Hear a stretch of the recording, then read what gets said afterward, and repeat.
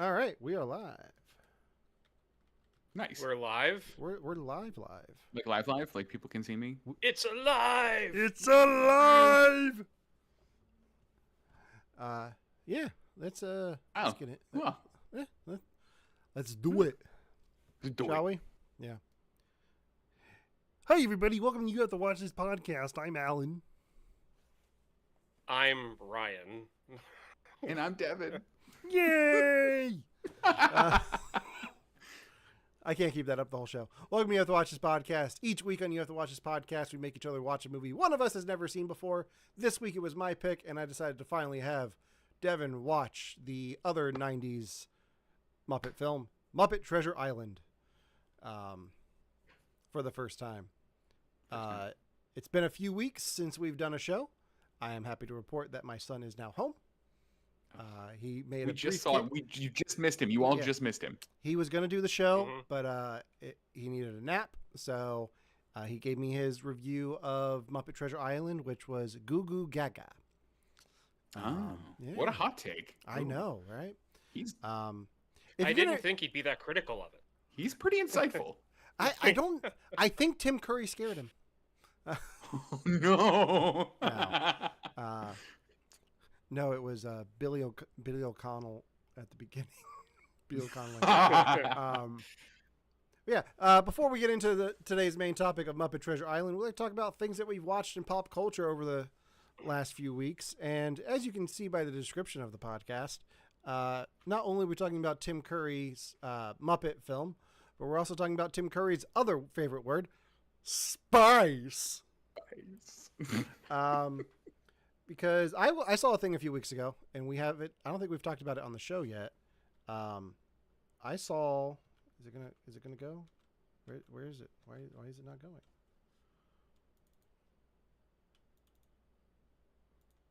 Why is it doing that? Why you gotta be like this, huh?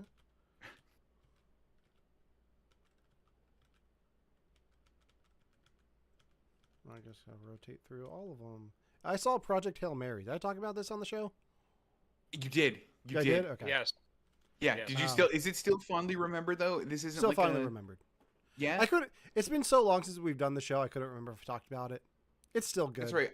I have a really strong question to you guys. Did you Yes. know that, like, for an hour or two, speaking of, this is in the vein of movies that you watched and then don't like as much as you remember liking it at the time, did you hear the new Avatar movie leaked? Like The one whole that comes thing out leaked? like later the whole thing leaked. Oh, really? Guess what we're watching next week, boys? No, Did we they can't did they legally just do that. release it then or not? I don't think they did. I think they were just like, whoopsie doodle, it's gone now. Oh wow. Yeah, but Project Hail Mary wasn't like that. Still good. Still good. I heard there's a sweater that got really popular because of it. There Is that true? Yeah. That's Did all you get my it? that's all my Facebook feed is shirts that he wears in the movie. Like I don't know why they're trying to sell them to me. Maybe it's because I teach and he teaches in the thing, and I don't know. This is But- this is a solid teacher look. Yeah. Good. But yeah, Project Hail Mary. If you haven't seen it yet, go see it. But Ryan, you have another thing that's related to space. You want to talk about your? Yes. So, For All Mankind is a show that is in its 5th season. I whenever I go onto Apple TV to watch the MLS or F1 or a random episode of Ted Lasso, I get advertisements for like all of the science fiction shows that they have on Apple TV, because those are the ones I put in my watch list, and then I forget that I have a watch list and I never go back to it. And with Artemis 2, did I pronounce that name right? Artemis, I think Mhm. the moon Yeah. mission that they Yeah. did recently. On Threads, NASA just created their Threads account, so like they're going nuts on there, and it's one single staffer that's running the account. So it is very fun at the moment. They're being very they are communicating very well on there, interacting with the fans very well. And a lot of the comments I saw during that mission were people were talking about For All of Mankind, and or For All Mankind. And I was like, from what I'm hearing, like this sounds really good. I need to actually start watching this. So Kristen and I are watching it. I'm gonna be watching episode 3 either tonight or tomorrow, and so far I'm loving the show. It is. It's been around for like 5 years now. So I mean, if you have Apple TV, you know the premise. The idea is that the I don't. Russians got to the moon before we did. Okay. Oh, you don't? I know. I Oh. did. Okay. Cool. I had Well, a now feeling you it know. was something like So, that. Yeah. yeah. So For All Mankind is basically a historical what if, and that what if is what if the Russians beat us to the moon, and it was a Okay. Russian cosmonaut on the moon that was there first before our guys, and just like the pressure that put on the U.S. government, how things would have changed. Well, by episode 2, by the launch, a little bit of spoilers, but it's like 5 years old and it's the start of the season, and I don't really think it's really that big of a deal. By episode 2, Nixon ends the Vietnam War 4 years early. They negotiate peace with the Viet Cong 4 years early, so they can put the military budget into NASA to like basically create a military outpost on the moon. Just that happening changes that completely. So I'm like, okay, this is really cool. Because I mean, like, I'm looking at dates and years. I'm Googling as the show's going on because I'm like, hang on a second. Nixon ends the Vietnam War. Was he the one that ended Vietnam? I'm like, okay, yeah, no, he was. Or no, or Nixon in the show ends it 4 years earlier than it actually did. And like they show why, how they move funds around, how they pretty much kick out the head of NASA at the time, who was a German rocket scientist. Like they pretty much hang him out to dry because of his past. Like the secret crap that came out about him, like in the 80s and 90s, that people were like, wow, he really wasn't a good guy. They did in the late 60s or 70s to him so they could get him out of the way to put other people in charge that would listen to what Nixon wanted to do. So already the show is good, and it reminds me of All the Right Stuff, that movie that they made about the Apollo program, like back in the 90s, or like the late 80s, early 90s. It's giving me that vibe. Okay. And I really like that. Like, just the feeling of the show. My favorite moment so far is all of the astronauts basically break every traffic law, racing each other in their Corvette to the nearest dive bar after being, it's like the morning after the Russians get there, because NASA thinks that all of these, like pilots just need to blow off steam for a day before they get back to work. And so someone's like, hey, last one to the bar buys. And then it just shows them in slow-mo playing 60s music, running through the hallways of NASA, jumping in their cars and tearing off down the highway. It's cool. One of my favorite moments of like the first 2 episodes so far. But I highly recommend this show. If you're into the whole like alt history thing, or you liked the movie All the Right Stuff, it's got that same vibe so far. Anyway, so I've never seen I'm All the having Right fun Stuff. with it. No, me neither. Oh, I'm gonna put that on here now. Yeah. I'm excited to watch Notes it. app. I keep getting ads. I kept getting ads for this when I was watching Shrinking on Apple TV. Did you guys watch that? The new season of Shrinking? I watched season 1 of Shrinking. Devin, I'm going to sell you on season 3 with one scene. I think I know the scene. Can I guess the scene? You can guess the scene. They make Harrison Ford sing the Indiana Jones theme song. They didn't make him do that. That was the scene I was going to tell you about. They've been doing a lot of press for it recently, and at a panel, Harrison Ford said, "I didn't realize that was the Indiana Jones theme. I just thought it was a familiar tune that I could walk into the room to." What a dick! I love him so much. Yeah. This is like peak Harrison Ford. He's fantastic in it. There's a scene in the finale that is one of my favorite scenes in all of television history now. And since you took that one, you knew that one. I'm going to spoil the last 2 words that Harrison Ford says on season 3 of Shrinking, which was supposed to be the series finale, but they got renewed for season 4, and they're going to do a new story with the same characters. Like, This is the original story they wanted to tell. They're going to tell another story with these characters and actors. The last 2 words that Harrison Ford says on Shrinking are choose wisely. That's also really good. Yeah. Also, he did not catch the reference. He did not, no. He didn't. That's so good. Yeah. Highly recommend that. On a completely different note from Shrinking, I've been watching the reboot of DuckTales recently. Dude, it's so good. It is so good. It's so good. I didn't even know that they were doing that. All right, so Ryan. Huey I Dewey, missed it. I didn't know.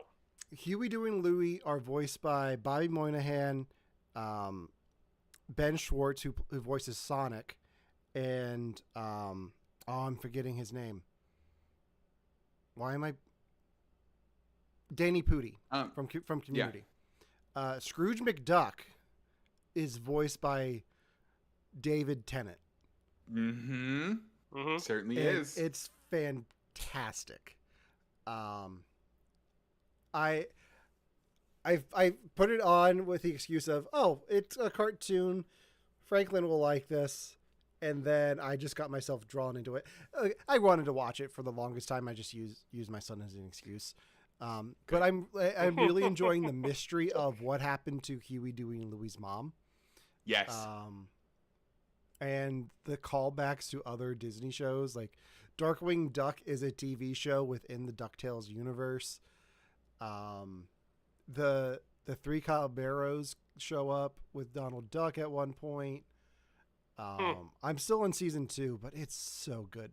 Like if we do a Christmas special again this year, we're watching the DuckTales Christmas episode. Good. Because it's just a riff on the Mickey's Christmas Carol.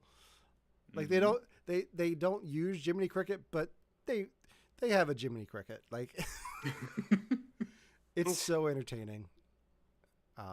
Plus the theme song still slaps. Like they changed it, but like not enough. It's still good. Oh yeah. Yeah, I'm really enjoying that. So yeah. It makes me so happy. Good. Yeah, and then Ryan, you had something else? Yes, so there's a show on Netflix called Hayward. And Kristen had to do a lot of like not pleading, but like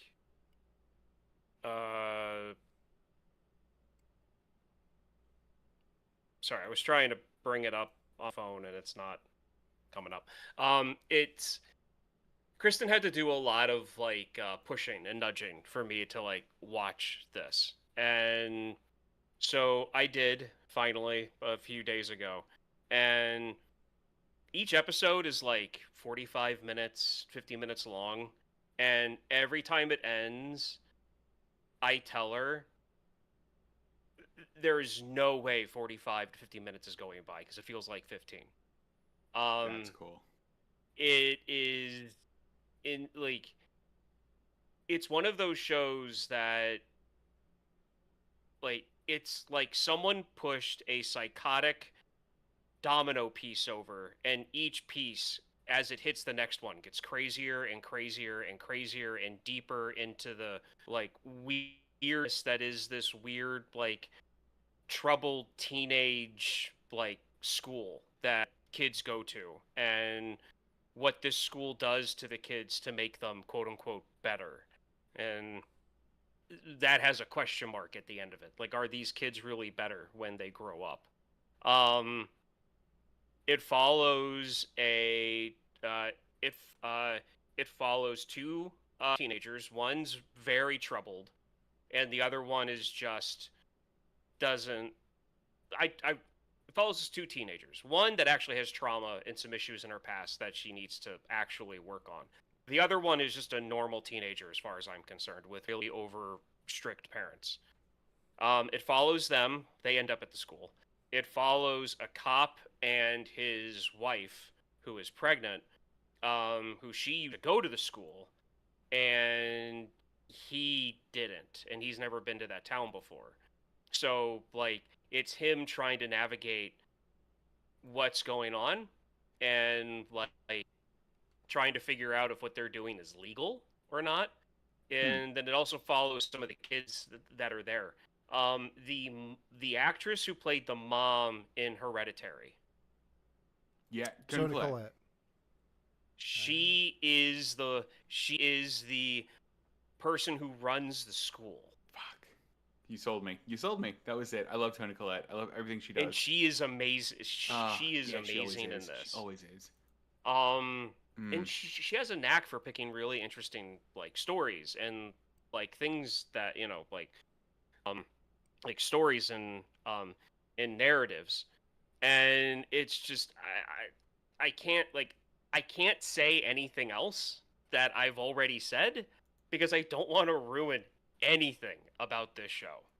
Um, the one thing I keep on asking Kristen though at the end of each episode, and she laughs and she won't tell me. I'm like, is this supernatural or not? Like, is what's going on? Like, is this? And she's just like, you're gonna have to find out. She knows what I don't like and what I do, so I'm assuming that she wouldn't show me something that I'm going to like break the TV over when we're at the end of this series. So I'm going to assume that it's what I like because I'm too deep into this now that if it turns out to be one of the like things that I can't stand, like I would literally throw something at the TV at the end. Can I throw out so that's how deep I'm in this. I'm going to throw out a theory. Maybe she knows you're going to break the TV at the end, and she just wants an upgraded TV. That could be it. No. She's like, we need a new one. No, no. Like, I have wanted to get and upgrade our TV. Do it. And Kristen's answer is always, is the one we have broken yet? I'm like, no. Then we don't need a. Then we need a new TV. We don't.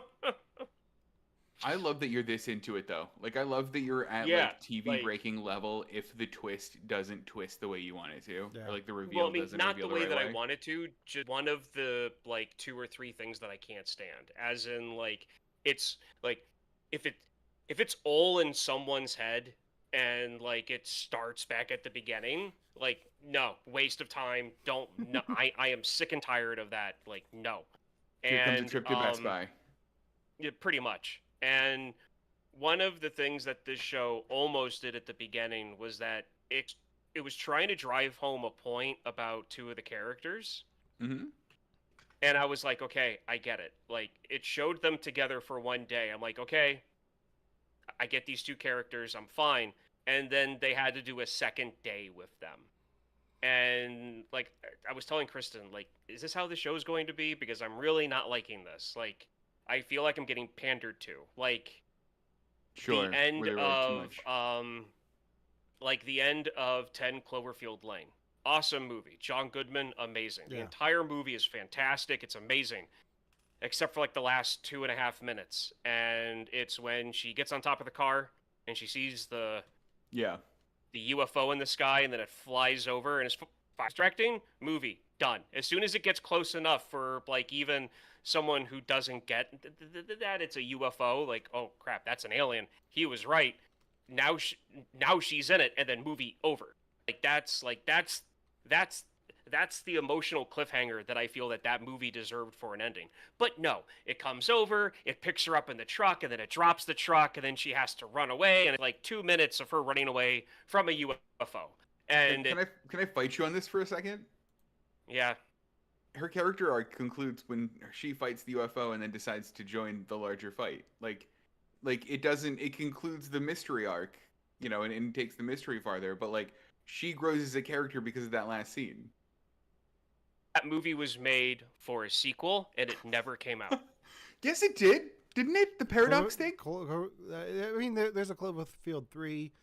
There is a 4th entry in the Cloverfield series that did not get the title of Cloverfield. What? Did it follow her story or the city that she went to? No, and here's the reason. And it didn't get its sequel. It didn't get its. I mean, it didn't get its sequel, just like the Marriages Burgeth episode of The Twilight Zone didn't get its sequel because it's an anthology. It's not about continuing the same story. The Cloverfield films are an anthology showing the multiverse in different reactions to the events of the Cloverfield paradox. Is And that's that what fine. they are? That is Yeah. fine.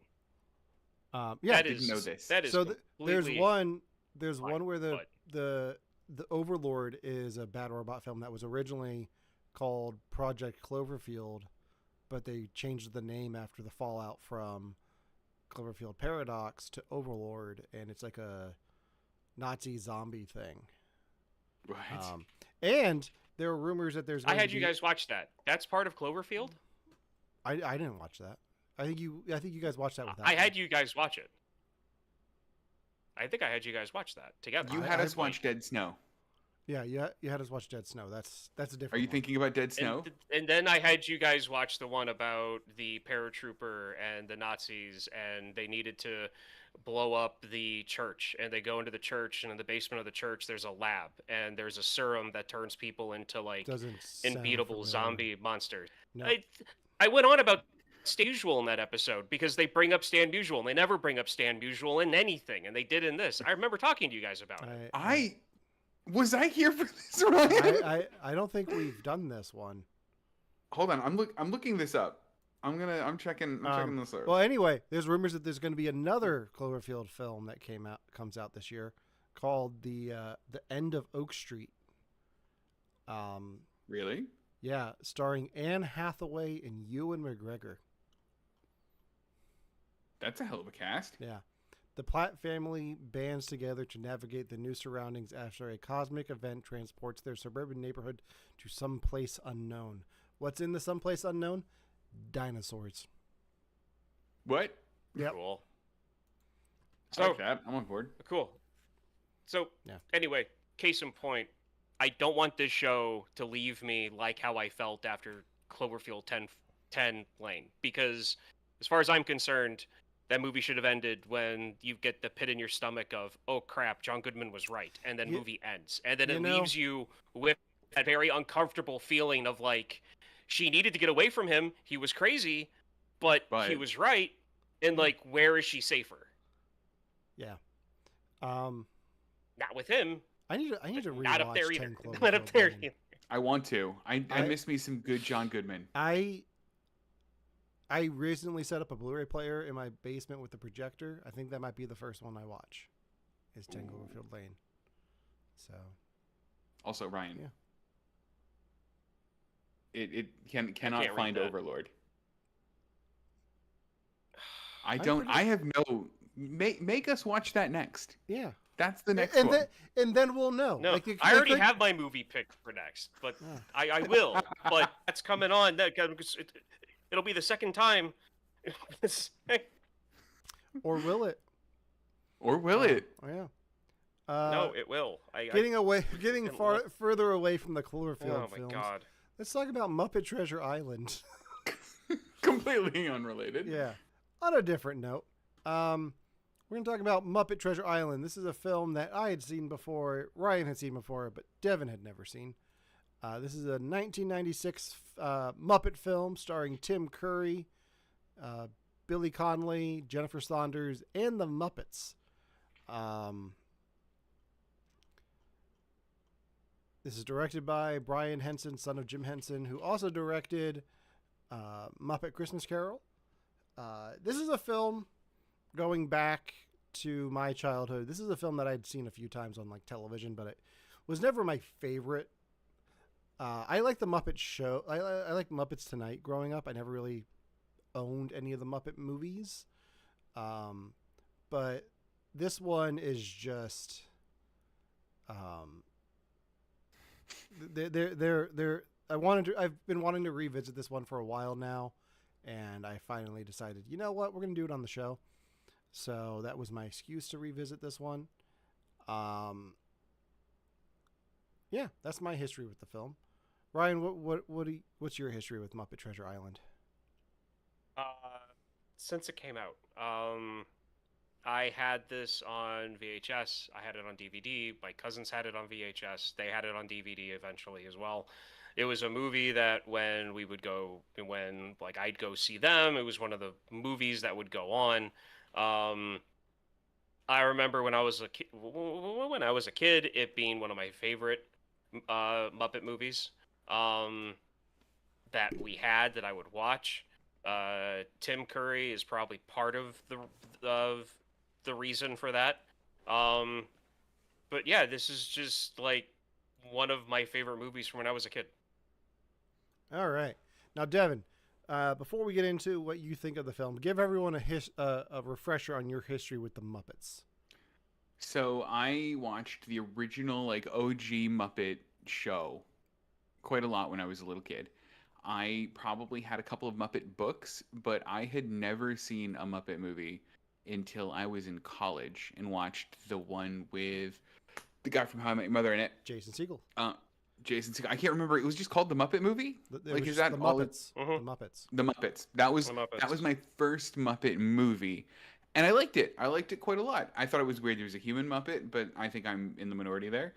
And I hadn't seen the Muppet Christmas Carol, the OG Muppet movie, none of those until you guys made me watch them for the podcast. Now, since then, Muppet Christmas Carol is a yearly tradition. I have to watch it before Christmas or on Christmas every year, or Christmas is not complete. I started that at like 32. Like, it is like now a core tradition of mine. I love it so much. So like, that's my history with the Muppets. I had never seen this. I think I might have owned it on VHS. And I think someone in my family had something against the Henson Company because they were like, don't watch it, it's weird. And that was always my like deep abiding thought about this movie is don't watch it, it's weird. In the same way that I always thought that like Friends was porn because they always told that Friends is for mommies and daddies only. So like my like deep abiding thing about this is that it's like weird. Did they think Joey's meatball sub was a metaphor a for something euphemism? else? Yeah. Baby. But yeah, that's Okay. my history. All right.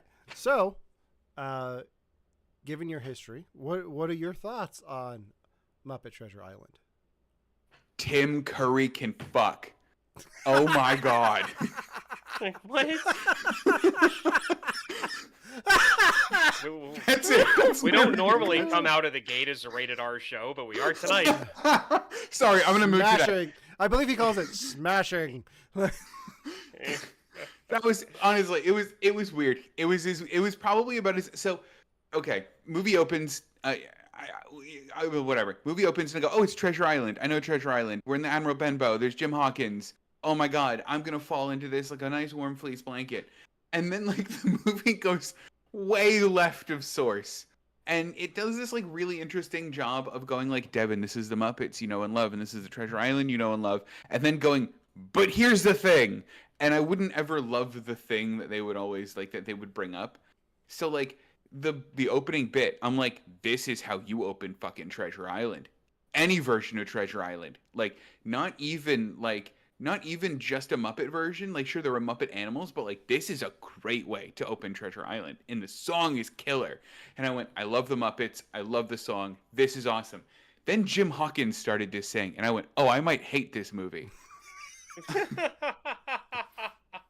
And then Tim Curry came on the screen, and I went, I guess I'm good now. Tim Curry in this is much different than Michael Caine in Christmas Carol. Yes, certainly. Do you know the philosophies for being in these movies? None, not at all. No. So Michael Caine treated Muppet Christmas Carol like it was Shakespeare. He treated he approached it as, I'm never going to lean into the joke. As far as I'm concerned, these are my fellow thespians. I'm going to treat them as such and not play into the silliness of the Muppets. Whereas Tim Curry was like, fuck that, I'm a Muppet too. Like, he certainly was. to the point where they gave him a Muppet of Long John Silver. Like, if you look at the feed right now, I have the image up, but they gave him a Muppet. And like Tim Curry has gone on to talk about how much he loved working on this. And if you don't know, Tim Curry had a stroke a few years ago, and it's very hard for him to talk now. But in some interviews that he's done, he's talked about this film, and somebody asked him in an interview, was there ever a great love of yours that got away? And Tim Curry just says, Miss Piggy. And so good. I believe he said, I love the taste of pork. Oh no. Don't quote me on that part though. So good. But yeah, Wow. he is the best part of this. And I almost wish he was in it more. Mm-hmm. My favorite line and the most disappointing line was he goes, "Upstage, boys, this is my only number." And I went, Yes. "That's hilarious." Then I went, "Oh no." Yeah.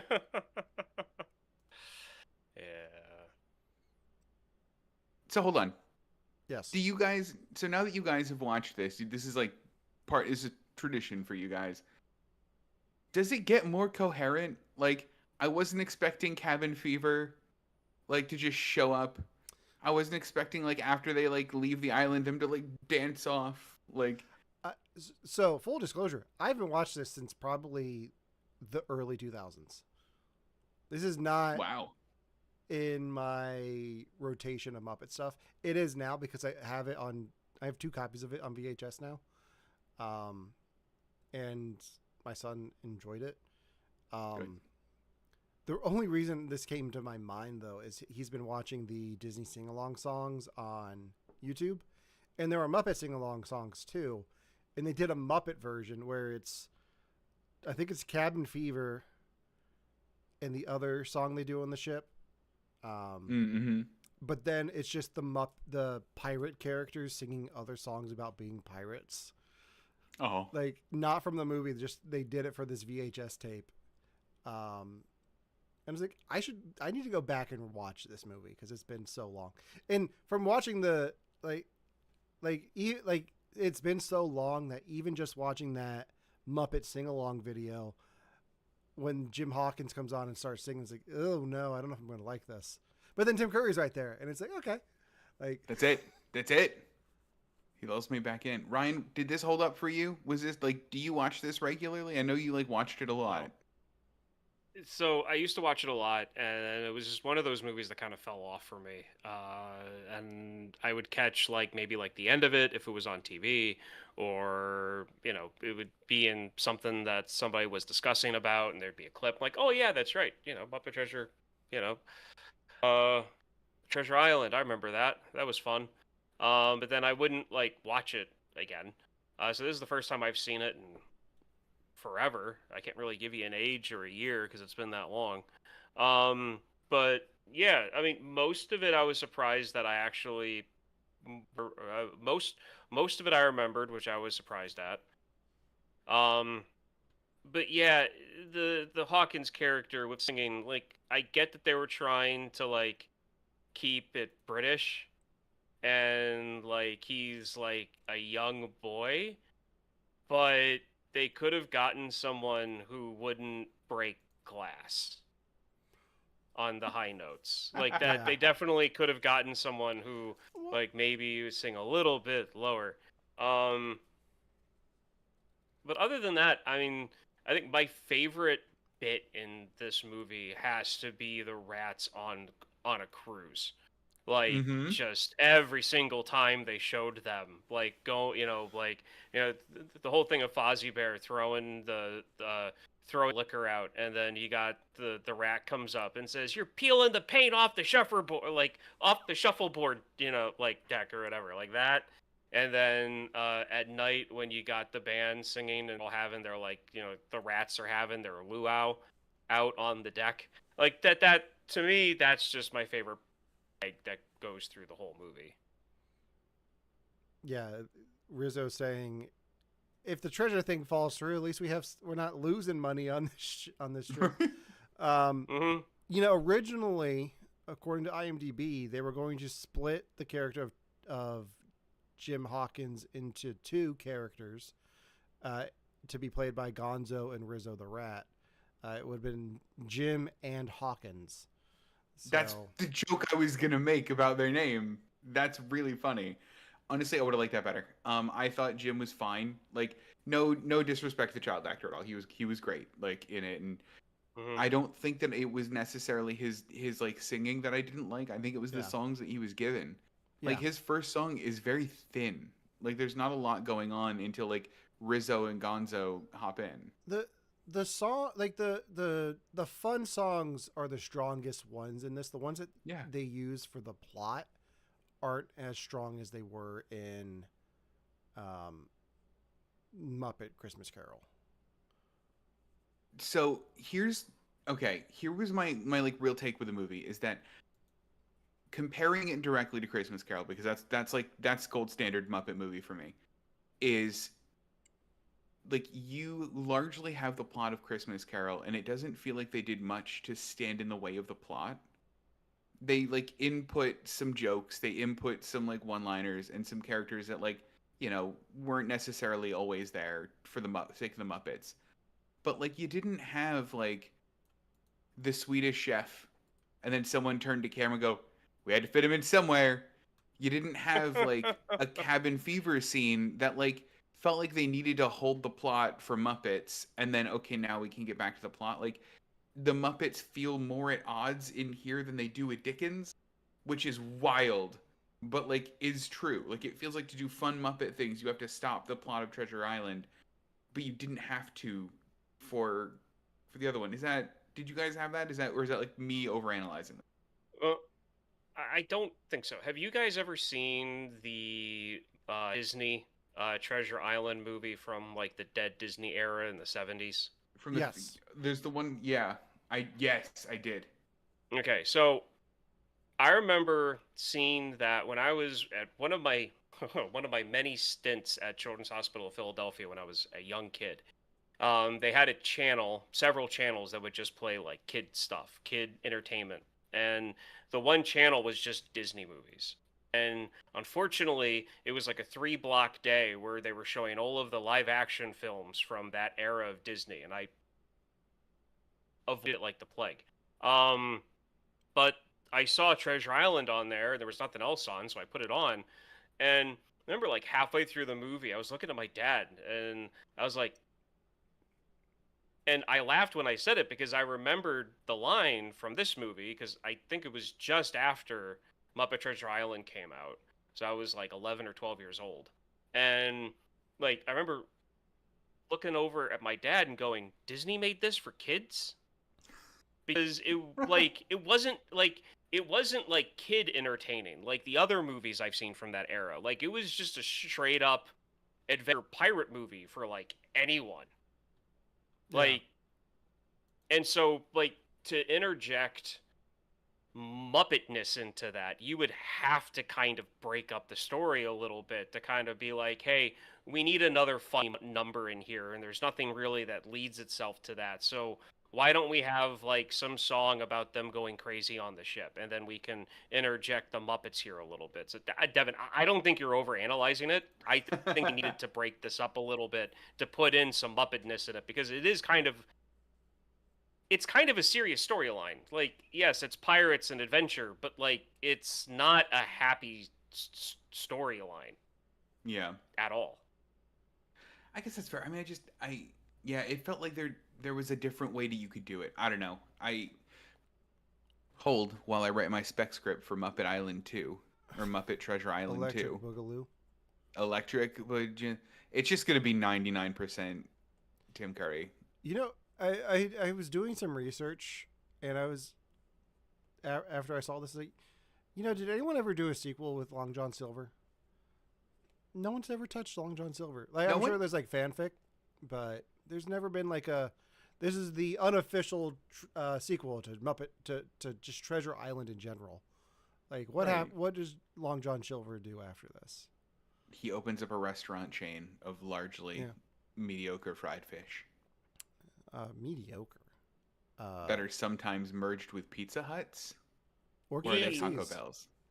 KFCs? Is it KFC? He Long John Silver is the founder of Rainforest Cafe after this.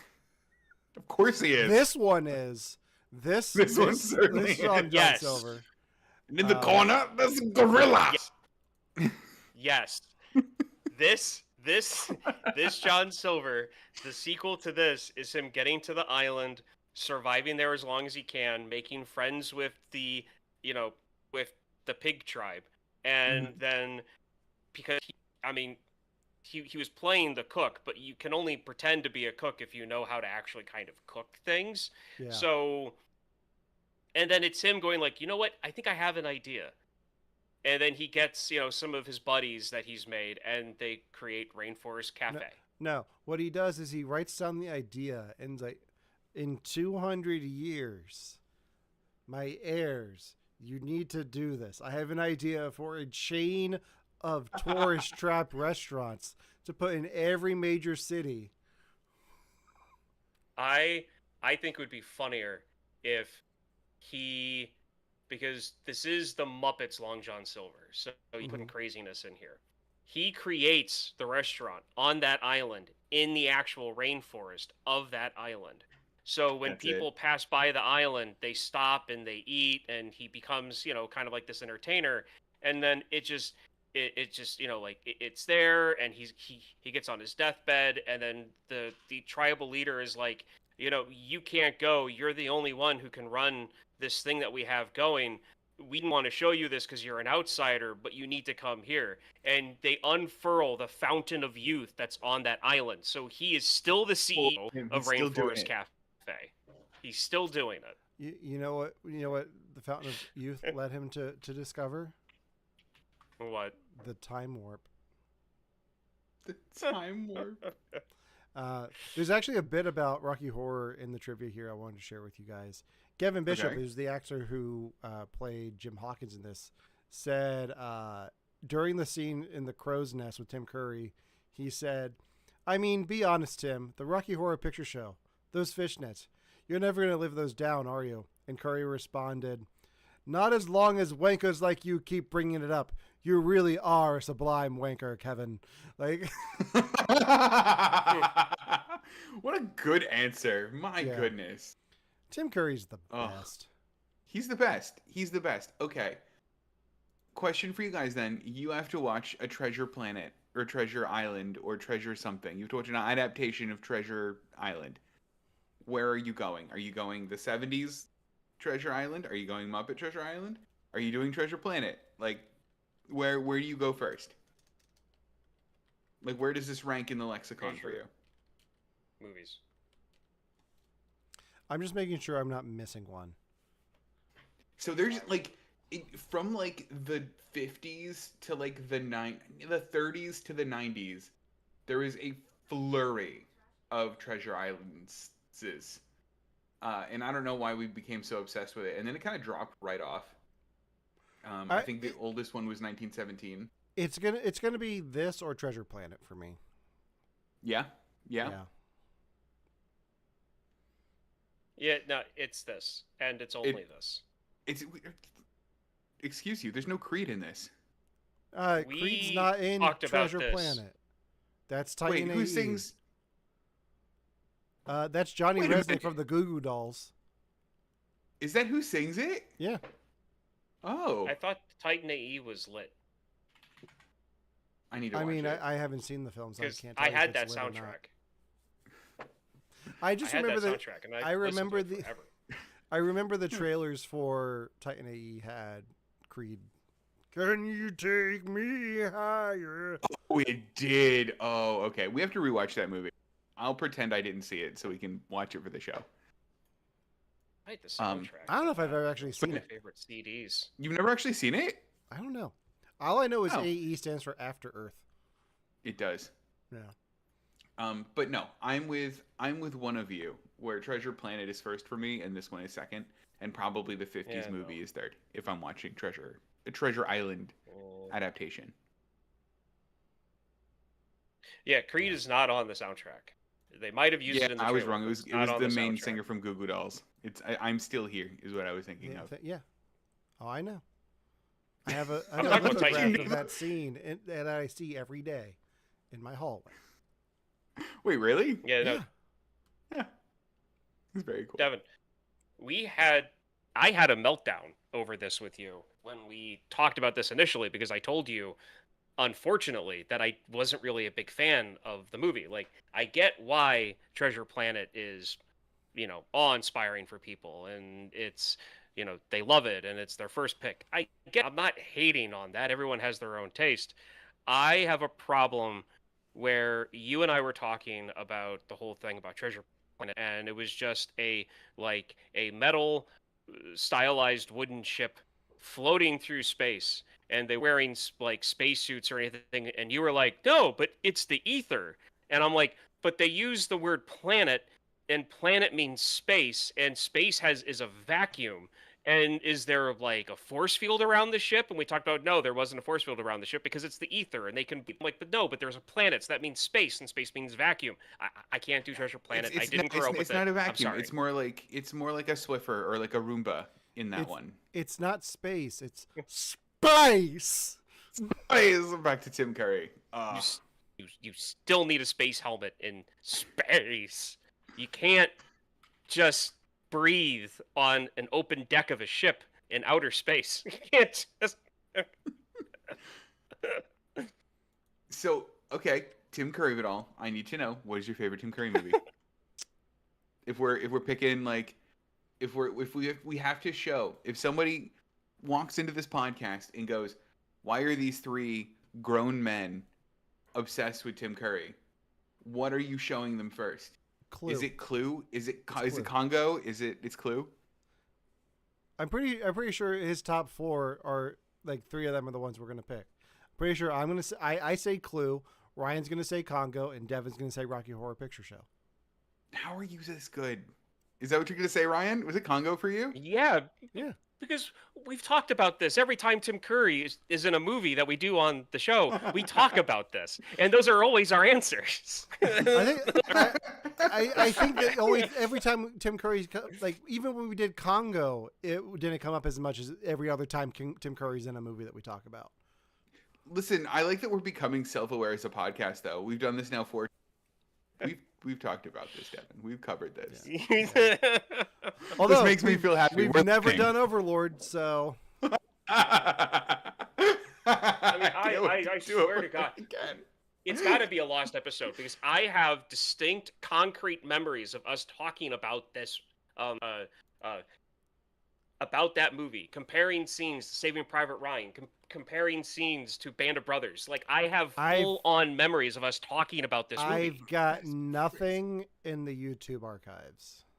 The fact that we compared to Band of Brothers is such a deep pull. It is.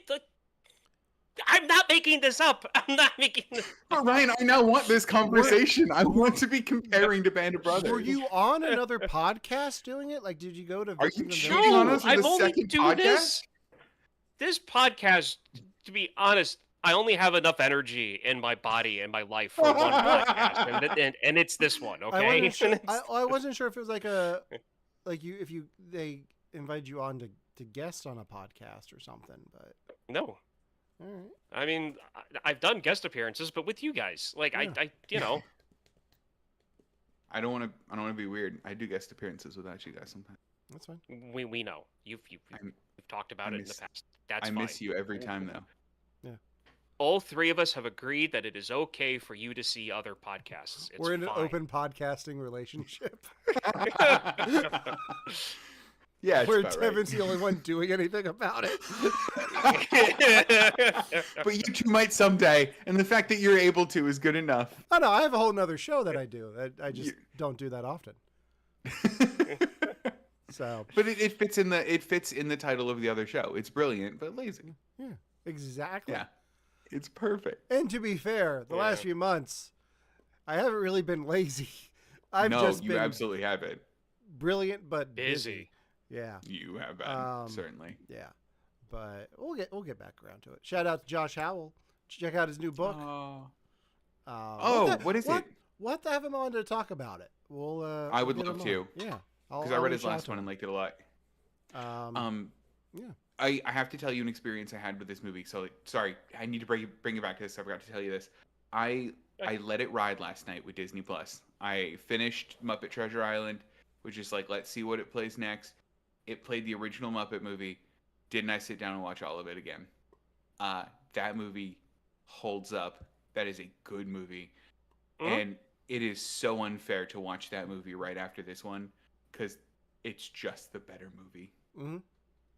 And like, yeah, This is by far not the best Muppet movie. Yeah. And this is up there. Like, this is one of the better adaptations that they've done. It's better than the Wizard of Oz one that I've never seen, even though I've never seen I didn't know they did that. They did. It was like a made-for-TV one. But yeah, not all the Muppet movies are great. There are great Muppet things that have happened since 1996, but not all of them have been movies. What about In Space? Is that a good one? Not really. What a good reaction, Ryan. I can only picture the scene- cover of that. The only scene from that movie that I really like, and I can't even remember it in its entirety, but one of the space pig astronauts has an alien buster, like chest burst, and it happens, but I think it's like Rizzo the rat that pops out, or it's the prawn. I can't remember I think it's which one it Pepe. is, but I like, think it's Pepe. okay, yeah, so he pops out and he says something that's pure Pepe, and it's hysterical, but I can't tell you what he says. And again, I couldn't remember if it was Rizzo or Pepe. But like that's like the one scene from that movie that I know. Other than that, I don't remember how it opens. I don't remember how it ends. All I know is that a Muppet pig has a chest burster in in the movie. It's my favorite part of that movie. It's the Good only enough. part that I remember. It's the I- only- I'm just now remembering back when we were trying to find a week to do the podcast and everyone was traveling and we couldn't do it.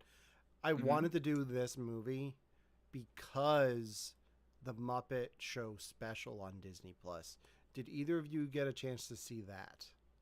No, but you said you liked No. it. Yeah. Yeah, it was very entertaining. Sabrina Carpenter was the guest host. Seth Rogen was there. Maya Rudolph. It was very entertaining, and I really hope that in the next few weeks we find out that they renewed the Muppet Show for an actual season next year. So wait, it was just a one-off. I thought it was was like a just a one-off. season they were starting. I mean, Oh. to quote Kermit the Frog, "Welcome back to the Muppet Show for the first time in a while, and hopefully we get to do it again." Like, Aw. but I think it was like a testing the waters to see if people want the Muppet Show, and that's seems to be what the Muppet audience wants is more Muppet Show. Do you like it better than when they tried to do like? Didn't they do like Muppets? It was kind of in the style of The Office, where They they do like did. cutaways and stuff. I mean, there were funny moments in that. Mhm. Like they're doing like their morning production meeting, and like one of the band members, I think it's the sax player, is like asleep at the table, and they wake him up and they're like, "Hey, the meeting's starting." "Oh, the meeting? Hi, my name's," and I'm in no, not that kind of meeting. And then there's Oh, I a like moment that. where Fozzie Bear's driving to a date, and he's talking about online dating, and he's like, "When you put online, you're a bear looking for someone to love. You get a lot of wrong responses. Not wrong, just wrong for me. Like there were funny moments in it, but it was a little too adult for the Muppets. Like the Muppet, like this film does a very good job of towing the line of for kids, but also some stuff for the adults. Like there's some, like Kermit the Frog having that tattoo of Miss Piggy on his chest. Like that's not for the kids. Like Right. I don't know. I don't love the idea. Like I don't love picturing Fozzie Bear going on a date. Not for Devin. Nope. Don't want that. Not wrong. Just Well- wrong for me. That show was done with the premise of let's make a show for the fans that were kids like 15 years ago. So like our age, like the people that would have grown up with the Muppets Yeah. that had seen The Office that Yeah. now like want the best of both. That's who that show was for. I mean, like Kermit was with what, like Kermit wasn't with Miss Piggy, and he was dating like someone that was like supposedly like 10 years younger than he was, or 15 years younger than, like, he was dating basically like a younger version of Miss Piggy. Oh. So like there was a lot of stuff in that show that what Alan was saying. It was very mature Yeah. storylines that were going on in that show. Still funny, but not for kids. Devin, I would recommend you watch that show. Like, just watch an episode. And you like The Office, probably like right? it. Yeah. Yeah, I mean, I probably not, like this. It's not the worst thing. Like, I enjoyed it. It definitely was finding its groove before it got canceled. Going back to the film we're talking about, what was your guys' favorite joke in Muppet Treasure Island? Ryan's got an answer. Go. It was right at the beginning, and I forget her name, but the owner of the tavern, and she was like, "Make sure you come back tomorrow for like stewed," and like the way she's saying it, it's supposed to be like squirreled or stewed pig or something, and like the pigs stop and look at her, and she's like, potatoes," and then they walk away, and then there's the potato lady puppet stops and stares at her. And she's like, "Oh, I'm sorry," and then she just goes meh, and then just walks off. And then just, I don't know, that always gets me.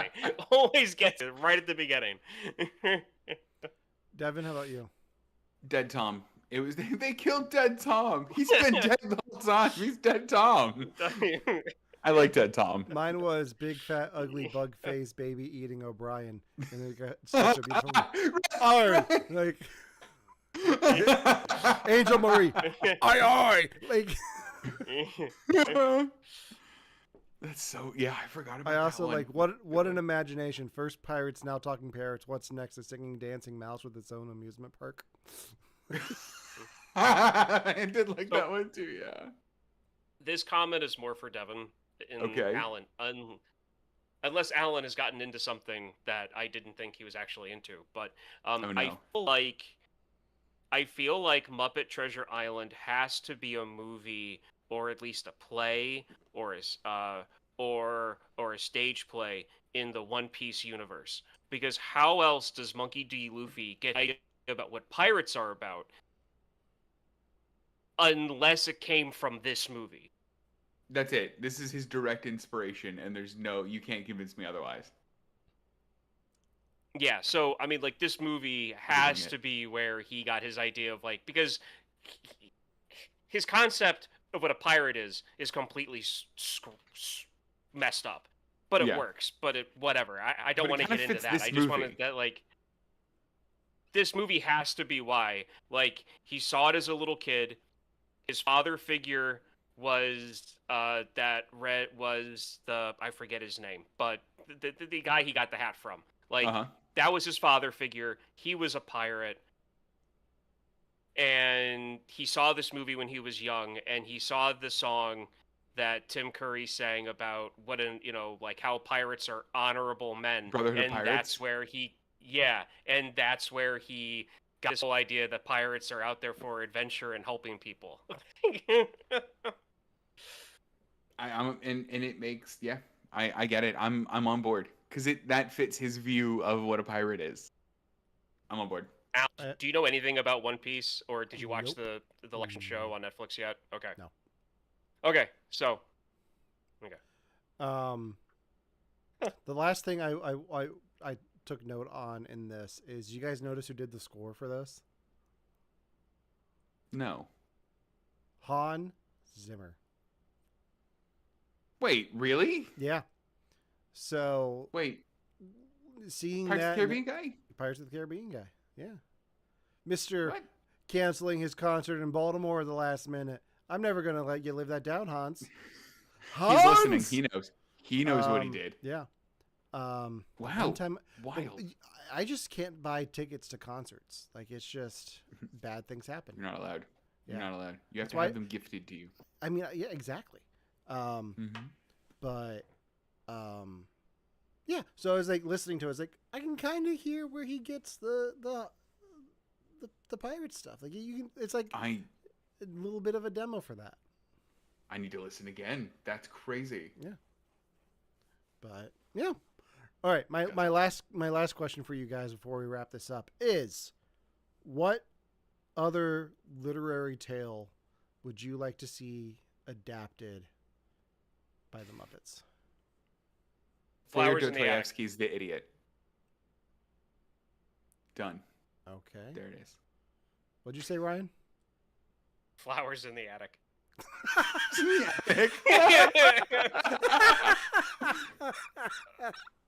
Oh boy. Oh man. Okay. No, I'm just thinking of other ones. Okay, let me think of a serious answer here for this. 50 Shades What would of actually Pink. be a good one? 50 Shades of Grey. It's just 50 Kermit Shades and of Miss- Grey. it's gender swap though, so Miss Piggy is the Christian Grey. Like There you go. There you 'cause go. let's look at that relationship for a second. That She's the makes Christian sense, Grey. right? Yeah. Makes sense. Yeah. What is the... You know what? Moby Dick. It's simple. That's a really good one. It's low-hanging fruit. They might have to do the same thing they did in this one, where they would have to kind of like shoe in a few silly songs, but I feel like that might work. Or, what was it? The Huckleberry Finn Okay. painting the fence. I can see that, yeah. Am I thinking of the right thing? Yeah. Yeah. Yeah, I'm thinking of the right thing. Oh, what about... I don't know. It deals in some adult themes. What about like Great Gatsby, but like Muppets? That'd be good. I could see Kermit being like a killer Jay Gatsby. Yeah. I still like the idea of them doing a Benoit Blanc movie where he's surrounded by Muppets. He's so good. I really like that. I still need to watch Wake Up Dead Man. It's really good. Yeah. It's really good. Yeah. All right. That's all I've got for this week. Whose pick was it last time? I don't remember. Was it Well, mine? I think we gave you. You asked Devin the Oh, last time we did this. You asked Devin what his pick was, and he said that he wasn't prepared and he'd get back to us, and he never did. Yeah. So, so last pick it was Begonia. So that was Ryan's pick. This was my pick. So Devin, it is your pick. What are you gonna have us watch? Guys, I'm still not prepared. Let me find a movie quick. I will get back to you soon. Okay. Well, in the meantime, you can follow us on Instagram to find out what Devin's pick's going to be. I'm gonna see if I can help him out here, looking at the internet. Yes. And see what's coming out. I'm telling you, we're watching the new Avatar movie. The one with Have you guys seen Devil Wears Prada? Yes. Yes, I have. Darn it. Many we got the times. Michael Jackson biopic coming out next week. We've got Wait. When is Chris Nolan's Odyssey coming out? July. Dang it.